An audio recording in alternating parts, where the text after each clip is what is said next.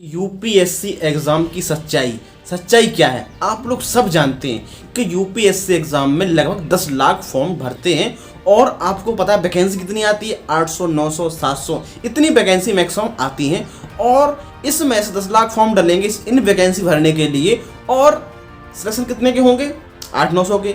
इसमें से 10 लाख फॉर्म भरते से 5 लाख केवल प्रीलिम्स देने आते हैं। उस 5 लाख में से केवल 10-12 हज़ार लड़के या मैक्सिमम 13-14 हज़ार लड़के वैकेंसी के हिसाब देखा जाता है वो प्रीलिम्स क्वालिफाई करते हैं और मेंस लिखने जाते हैं। और मेंस में भी उन 12-13 हज़ार लड़कों में से मैक्सिमम 3-3.5 हज़ार लड़के ही इंटरव्यू के लिए शॉर्ट लिस्ट किए जाते हैं। उसके बाद फिर इंटरव्यू में से बाकी जो हमारी जितनी वैकेंसी होती है उसमें इंटरव्यू के बाद 3,500 में से वो 800-900 बच्चे सेलेक्ट किए जाते हैं। ये एक प्रकार से यूपीएससी के एग्ज़ाम का ऊपर से देखा जाए तो ये इस तरीके से वो हम बात कर सकते हैं कि इतना इसमें इतने बच्चे भरते हैं, इतने सिलेक्शन होते हैं, इतने फॉर्म भरते हैं। तो ये तो एक यूपीएससी एग्ज़ाम की एक जो सिलेक्शन की प्रक्रिया है, कितने फॉर्म भरते हैं, कितने एग्ज़ाम देते हैं, कितने सिलेक्शन हो रहे हैं, ये पूरा मैंने इसके बारे में बताया हुआ है। अब हम बात करते हैं यूपीएससी जो एग्ज़ाम है, इसमें ऐसे कई एस्पिरेंट हैं जो उनको लगता है कि अरे भाई मैं तो यदि यूपीएससी मैंने क्वालिफाई नहीं कर पाया तो मेरी तो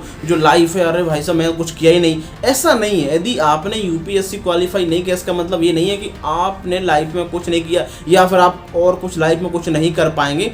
आमतौर पर हम लोग क्या करते हैं, बहुत ज़्यादा डिमोटिवेट हो, भाई सब क्या ही दिक्कत है, बहुत डिमोटिवेट हो गए हैं और यूपीएससी एग्ज़ाम मैंने क्लियर नहीं कर पाया है।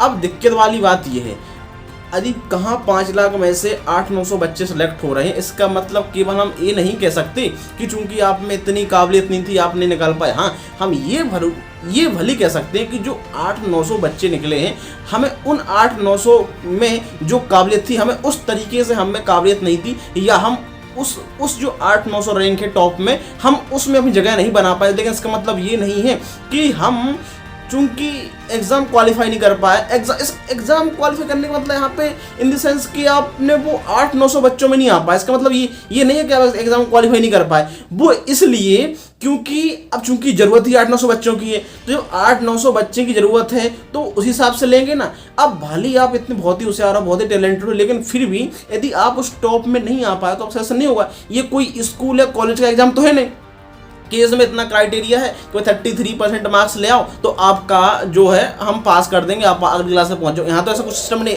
यहाँ तो ऐसा कुछ नहीं सिस्टम कि चलो ठीक है ना, आपने इतने नंबर लिया, इतने आपको क्राइटेरिया दिया, आपने इतने पास कर लिए तो आपकी जॉब लग जाएगी। ऐसा तो नहीं है। यहाँ तो वैकेंसी के आधार पे है, कितना आपका जो वैकेंसी है उसके आधार पे आप उतने टॉप में आ पाओगे नहीं आ पाओगे, उसके आधार पे आपका सिलेक्शन होगा। इसमें ऐसा नहीं है कि भाई आपने नंबर ले आओ तो आपका सिलेक्शन हो जाएगा। तो यहाँ पे क्या है कि आप उसमें आपको सिलेक्शन पाने के लिए आपको उतनी रैंक में जितनी वैकेंसी हमें उतने टॉप में हमें आना है, ठीक है, तभी आपका सिलेक्शन होगा। ये कोई स्कूल एग्जाम तो है नहीं, कॉलेज का एग्जाम तो है नहीं, तो ये इसी को कंपटीशन बोलते हैं। और आमतौर पर बच्चे क्या करते हैं, अरे भाई साहब मैं तो स्कूल टॉप किया था, ये किया था, हम एग्जाम क्वालिफाई नहीं कर पा रहे।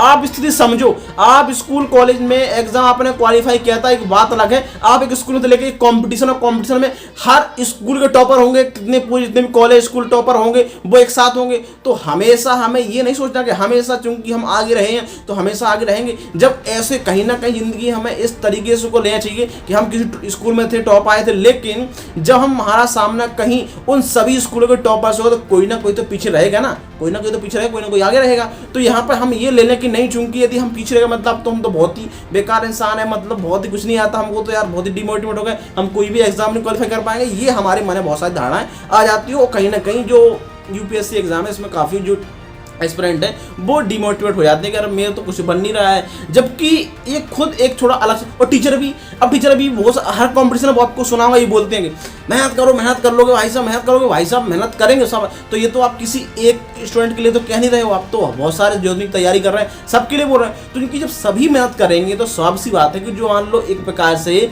सब मेहनत कर रहे हैं तो ऐसा तो नहीं कि सबका सिलेक्शन हो ही जाना है, ऐसा तो होगा नहीं, क्योंकि जितनी वैकेंसी है सिलेक्शन तो उनका उतना ही होना है। हाँ, ये है कि जब आप अपना पढ़ लोगे, सब मेहनत कर लोगे तो हो सकता है कि आप इस एग्जाम में नहीं, दूसरे एग्जाम में हो जाएगा, तीसरे एग्जाम में हो जाएगा। लेकिन ये है कि उनके कह देने से केवल ये नहीं हो सकता कि सबका सिलेक्शन हो जाएगा उसी एग्जाम में। वो इसलिए नहीं हो सकता क्योंकि वैकेंसी नहीं है, ठीक है। और यदि मान लो सब पढ़ रहे हैं तो अभी समझो कि मान लो जैसे कि आप कोई बच्चा नहीं पढ़ रहा था, जो दूसरे पढ़ रहे थे उनका सिलेक्शन हो रहा था, ठीक है, उनका होना था। अब यदि मान लो कोई कोई बोलता है कि पढ़ो, बहुत ज़्यादा पढ़ो भाई, सिलेक्शन लेना है आपको, क्या कर रहे हो ये, तो अब चूंकि क्या है सब बच्चे पढ़ेंगे, जब सभी पढ़ेंगे, मतलब कहने की बात कर रहा हूँ मैं, सब पढ़ेंगे, हो सकता है ना पढ़े, लेकिन यदि सब पढ़ रहे हैं तो स्वाभाविक सी बात है कि वो सब एग्जाम देंगे। तो जो कट ऑफ मान लो पहले कम आना था, कट ऑफ ज़्यादा बढ़ जाएगा, इसका मतलब ये नहीं हो जाएगा सिलेक्शन सबका हो जाएगा, कट ऑफ बढ़ जाएगा। तो अब जो कट ऑफ कम जाना था कट ऑफ ज़्यादा होगा, लेकिन सिलेक्शन तो अभी भी उतने बच्चों को हुए ना।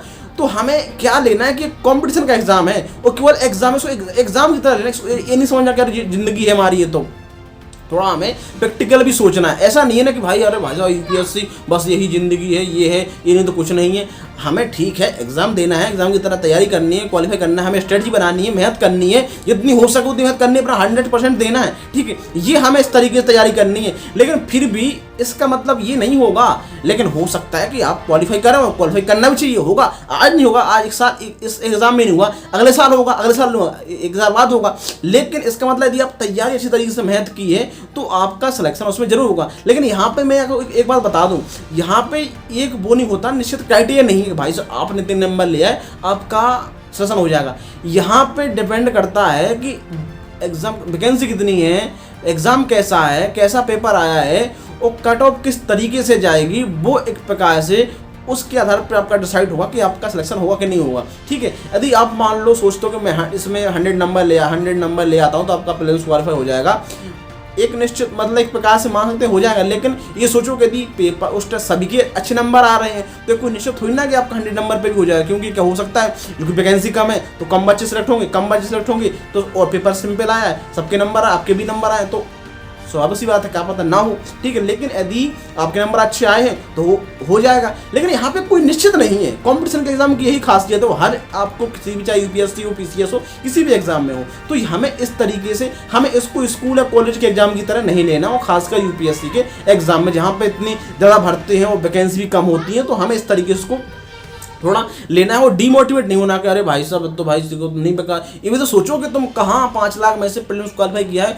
और आप टॉप 10 में शॉर्ट लिस्ट किए गए हो 10,000 में, उसके बाद आप फिर उसके बाद मेंस दे रहे हो, फिर आपको इंटरव्यू तक आ रहे हो और फिर उसमें से 800-900 बच्चों में आप सिलेक्ट हो रहे हो, ठीक है। तो ये पूरा प्रोसेस है और इसमें आप हो सकता है कहीं ना कहीं किसी एक स्टेज में आप बाहर निकल जाएं या फिर और आगे बढ़ जाएं, वो हो सकता है इस बार ना हो, आप अगली बार हो। तो हमें यहाँ पे डीमोटिवेट होने की जरूरत नहीं है, क्योंकि यहाँ पे एक ऐसा कोई निश्चित वो नहीं है। लेकिन ये है कि यदि आपने निश्चित मेहनत की है, अपनी पढ़ाई की है, तो स्वाभाविक सी बात है, अपना 100% दिया तो आपका सिलेक्शन जरूर होगा। क्योंकि यहाँ पे भले सब कोचिंग कर रहे हैं, ये सब तैयारी कर रहे हैं, कंपटीशन कर रहे हैं, भले कुछ दिन पड़ेगा, लेकिन फिर भी पढ़ने के बावजूद भी किसी की मेमोरी, किसी का जो IQ थोड़ा अच्छा होगा, समझ में आएगा। और यहाँ पे वो हो सकता है कि उसकी जो दूसरे व्यक्ति है वो भी मेहनत कर रहा है, और जो दूसरा व्यक्ति है थोड़ा IQ में अच्छा है, उसका एप्टीट्यूड भी उसी तरीके का है और वो मेहनत कर रहा है, और दूसरा व्यक्ति वही मेहनत कर रहा है, तो हो सकता है कि आपके चांस ज़्यादा हों, क्योंकि आपके पास IQ है, आपके पास एप्टीट्यूड है, आपको समझ में आता है। जबकि वो दूसरा बच्चा है वो उतने टाइम पढ़ रहा है, लेकिन उसका उसमें उतने तरीके प्रतिभा नहीं है, मतलब प्रैक्टिस कर रहा है, वही पढ़ रहा, मेहनत कर रहा है, ठीक, IQ उसका अच्छा तरीके से समझ में भी आ रहा है। लेकिन जितना आप कर पा रहे हो, जितना आपका प्रोसेस अच्छी है समझने की, आपका एप्टीट्यूड अच्छा है, आपका जो नॉलेज है, इंटेलिजेंस है, वो भी आपकी अच्छी है, तो आपके चांस ज़्यादा बढ़ सकते हैं। तो यही होता है इसमें कि पढ़ेंगे तो सब पढ़ेंगे, लेकिन जिसका भी उस टाइम पे एग्जाम के दिन और जो आपकी पूरी साल की तैयारी रही है, उसमें किस तरीके से आपने समझा है, और उस जो जितने बच्चे चाहिए हैं हमें, उसमें क्या आप उसमें आ रहे हो कि नहीं आ रहे हो, आपके जो नंबर है वो डिसाइड कर देंगे आपका यूपीएस सिलेक्शन होगा या किसी भी एग्जाम में सिलेक्शन होगा कि नहीं होता। इस तरीके से हमें इसको लेना है, ठीक है।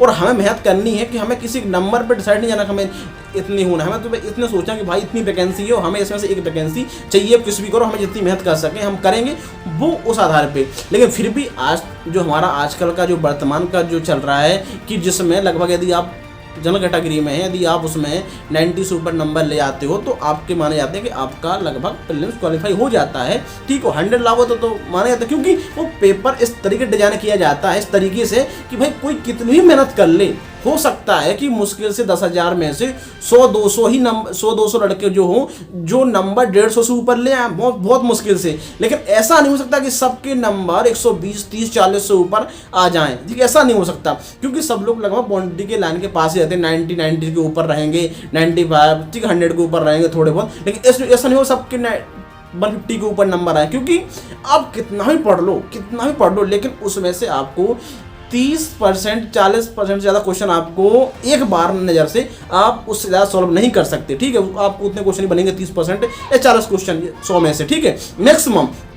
उसके बाद आपको लॉजिकल रीजनिंग वगैरह ये थोड़ा समझ के थोड़ा एलिमिनेशन मेथड लगानी पड़ेगी, थोड़ा समझना पड़ेगा, थोड़ा डाउट, थोड़ा आपको ये थोड़ा चांस भी लेना पड़ेगा कि भाई हाँ ठीक है लगा देते हैं, तो इस तरीके से होगा। ये नहीं होगा पूरा 100% पूरा तक कितनी मेहनत कर लो आप साल भर, तब भी आपका इस तरीके से उसमें नहीं होगा। तो हमें इस तरीके से भी इसको लेना चाहिए। तो ये यूपीएससी एग्जाम की पूरी प्रोसेस, आपको बिल्कुल भी इसमें कोई भी मतलब डिमोटिवेट होने की जरूरत नहीं। आप पूरी बताइए मेहनत कीजिए, बस मेहनत करोगे तो एक कहा जाता है ना कि आप कोई टैलेंटेड व्यक्ति है तो उसको आप तभी हरा सकते हैं, भले आप उसमें आप टैलेंटेड नहीं है आप में, लेकिन आप उसको प्रैक्टिस के अपनी मेहनत के मतलब कि उसकी बदौलत, मेहनत की बदौलत और आपकी जो प्रैक्टिस है उसकी बदौलत, भले आप उस तरीके से उसमें टैलेंट नहीं है लेकिन आप उसको मेहनत से पछाड़ सकते हैं। तो आपके पास एक ही है कि आप मेहनत करो, वो भी सही डायरेक्शन में करो। ऐसा नहीं कि आप कुछ भी पढ़ रहे हो, सही डायरेक्शन में क्या चाहिए वो भी इस तरीके से आप पढ़ना चाहिए। तो ये हमारी यूपीएससी के लिए एग्जाम की सच्चाई है। हमें इसको भी नज़रअंदाज नहीं करना चाहिए कि नहीं यार चलो ठीक है क्या ही दिक्कत है।